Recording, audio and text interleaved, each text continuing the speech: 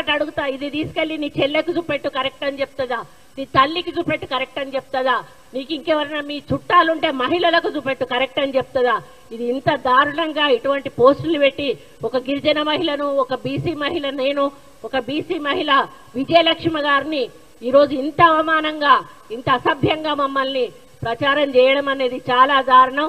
కాబట్టి దీన్ని తీవ్రంగా ఖండిస్తూ మరి దీన్ని మేము ఆల్రెడీ సైబర్ క్రైమ్ కు ఇవ్వడం జరిగింది. సైబర్ క్రైమ్ వారు తప్పకుండా యాక్షన్ తీసుకోమని వారిని కోరడం జరిగింది.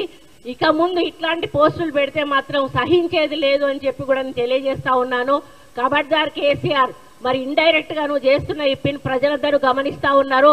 ఇంకా మీరే ప్రభుత్వంలో ఉన్నారని అనుకుంటున్నారేమో, దయచేసి అది మర్చిపోండి.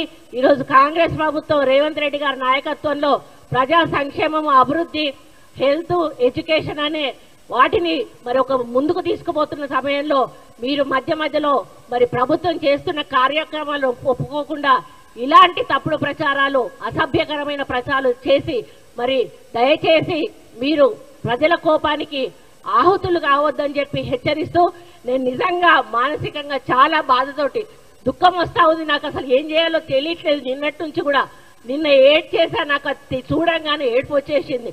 ఇది చాలా బాధాకరం. దీన్ని దయచేసి మీడియా మిత్రులందరూ కూడా, మనకు ఫ్యామిలీలు ఉంటాయి, మనకు మహిళలు ఉంటారు. బయటికి పోతే మన అర్ధరాత్రి ఆడవాళ్ళు బయటికి పోయినప్పుడే మనకు నిజమైన స్వాతంత్రం వచ్చిందని ఆనాడు మహాత్మా గాంధీ చెప్పాడు. కానీ ఈరోజు నాలాంటి మహిళ ఇంట్లో కూడా ఉండలేనటువంటి పరిస్థితి ఈ టీఆర్ఎస్ నాయకులు, బీఆర్ఎస్ నాయకులు మరి సోషల్ మీడియా ద్వారా తీసుకొస్తా ఉన్నారు. కాబట్టి దీనికి ఎక్కడొక దగ్గర అంతం పలకాల్సిన అవసరం ఉన్నది. నేను ఇదే అంతం కావాలని కోరుకుంటా ఉన్నాను.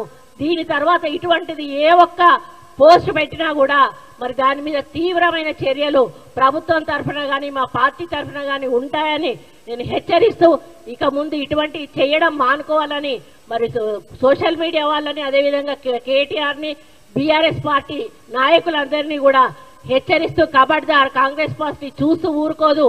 మరి నా మీద ఈరోజు చేసిన దాంతో ఆగిపోవాలి. ఇక ముందు ఇటువంటి దరిద్రమైనటువంటి దుష్ప్రచారాలు చేయడం మానేయండి అని చెప్పి పాప రఘునందన్ రావు గారు నాకు ఫోన్ చేసి, అక్క నీ దండం పెడతా, నీ కాలు మొక్తా, నన్ను క్షమించక్క అని చెప్పి ఆయన అన్నాడు.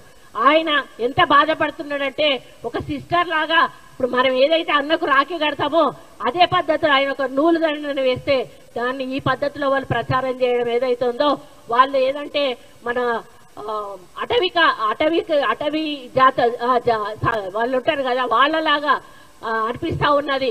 మానవులు ఒక రోజు బట్టలు లేకుండా ఆకులు కట్టుకునేవాళ్ళు.